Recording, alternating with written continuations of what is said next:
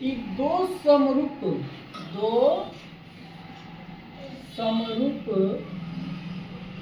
त्रिभुज होने का शर्त। दो समरूप त्रिभुज होने का शर्त माने दो गो त्रिभुज है, कैसे समरूप होगा, कौन कौन उसका शर्त है कि वो त्रिभुज क्या होंगे, समरूप होंगे। इसको पहले जानते हैं, उसके बाद क्वेश्चन बनाइएगा, तब जाके आपको समझ में आएगा। ठीक है ना। जैसे मान लीजिए कि आपको दो त्रिभुज दिया है, दो त्रिभुज दिया हुआ, ठीक है।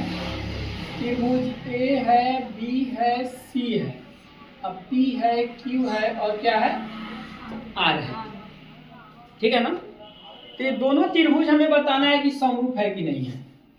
तो अगर मान लीजिए इसका जो है 30 डिग्री है, तो ये भी क्या डिग्री होना चाहिए, 30 डिग्री, और ये मान लीजिए 60 डिग्री है, ठीक है, तो ये भी क्या डिग्री होना चाहिए, 60 डिग्री। इसको मान लीजिए 90 डिग्री है, तो ये भी क्या डिग्री होना चाहिए, 90 डिग्री। ठीक, सपोज डेट मान के चलिए।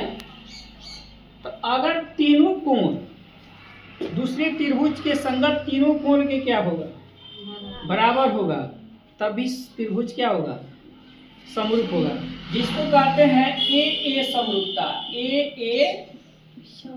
समरूपता क्या कहते हैं इसको, ए समरूपता। तो देखिए त्रिभुज ए बी सी तथा त्रिभुज पी क्यू आर में देखिए कोण ए जो है, कोण पी के क्या है, कोण ए बराबर कोण क्या है जी, पी है, और कोण बी बराबर कोण कितना है, क्यू, और कोण सी बराबर कोण क्या है, आर है। बोलिए है। तो इसलिए ये त्रिभुज जो होगा ना, त्रिभुज ए बी सी जो होगा, ये समरूप होगा त्रिभुज पी क्यू आर के। ये त्रिभुज जो है ये समरूप हो गया किसके, त्रिभुज पी क्यू आर के। कहां से, तो लिखेंगे ए समरूपता कसौटी से।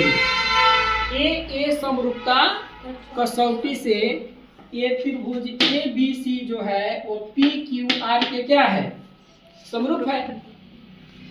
जब त्रिभुज समरूप हो जाएगा ना, तो उसके संगत भाग जो होंगे ना, संगत भुजा जो होगा वो समानुपाती होता है। संगत भुजा क्या होता है, समानुपातिक होता है। यानी कि देखिए ए बी जो है बटे पी क्यू बराबर हो जाएगा किसके, ए सी बटे पी आर, अब बराबर हो जाएगा बी सी बटे क्यू आर के। कहाँ से, देखिए सी पी एस टी से, कहाँ से, सी पी एस टी से। Congruent part of similar triangle होता है इसका इंग्लिश, और हिंदी में होता है समरूप त्रिभुज की संगत भाग। समरूप त्रिभुज की संगत भाग। तो ये क्या हो गया, सीपीटी से इसके भुजा का अनुपात क्या होगा, बराबर होगा।